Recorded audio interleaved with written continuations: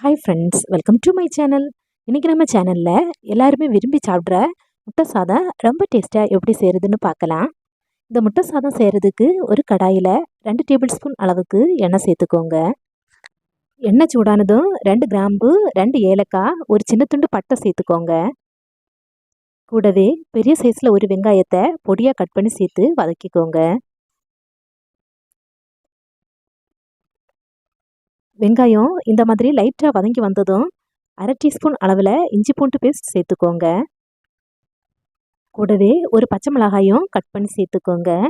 இனி இதில் கொஞ்சமாக கறிவேப்பிலையும் சேர்த்து கலந்து விட்டுட்டு இஞ்சி பூண்டு பேஸ்ட்டோட பச்சை வாசனை போகிறது வரைக்கும் நல்லா வதக்கிக்கோங்க. நல்லா வதக்கிட்டு இதில் மசாலா சேர்த்துக்கலாம். 1/4 டீஸ்பூன் மஞ்சள் தூள், 1/2 டீஸ்பூன் மிளகாய்த்தூள், 1/2 டீஸ்பூன் கரம் மசாலா, 1/2 டீஸ்பூன் ஜீரகத்தூள் சேர்த்து மசாலாவோட பச்சை வாசனை போகிறது வரைக்கும் நல்லா கலந்து விட்டுக்கோங்க. கலந்து விட்டுட்டு ஒரு தக்காளியை கட் பண்ணி சேர்த்துக்கோங்க.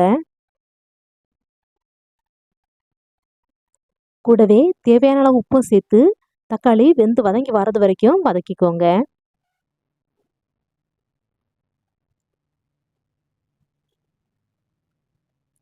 வெங்காயம் தக்காளி இந்த மாதிரி நல்லா வதங்கி வந்ததும் இதில் நாம் முட்டையை உடைச்சி சேர்த்துக்கலாம். அதுக்கு வெங்காயம் தக்காளியை ஒரு சைடாக ஒதுக்கிட்டு கடாயில் 2 டேபிள் ஸ்பூன் அளவில் எண்ணெய் சேர்த்துக்கோங்க. எண்ணெய் சூடானதும் முட்டையை உடைச்சி சேர்த்துக்கோங்க.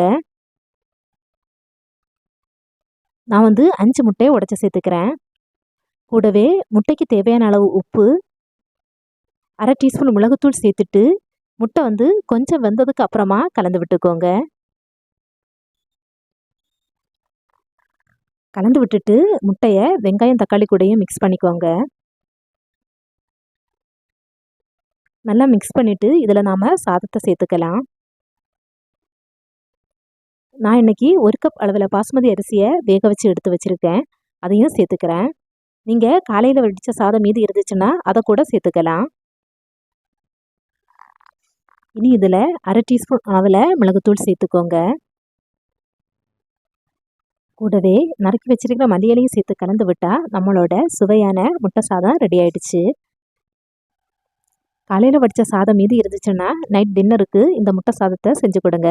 பிள்ளைங்க விரும்பி சாப்பிடுவாங்க. இந்த முட்டை சாதத்தை நீங்களும் வீட்டில் செஞ்சு பார்த்துட்டு எப்படி இருந்துச்சுன்னு கமெண்ட் பாக்ஸில் சொல்லுங்கள். வீடியோ பிடிச்சிருந்தா லைக் பண்ணுங்கள், ஷேர் பண்ணுங்கள், கமெண்ட் பண்ணுங்கள். மறக்காமல் சேனலை சப்ஸ்கிரைப் பண்ணுங்கள்.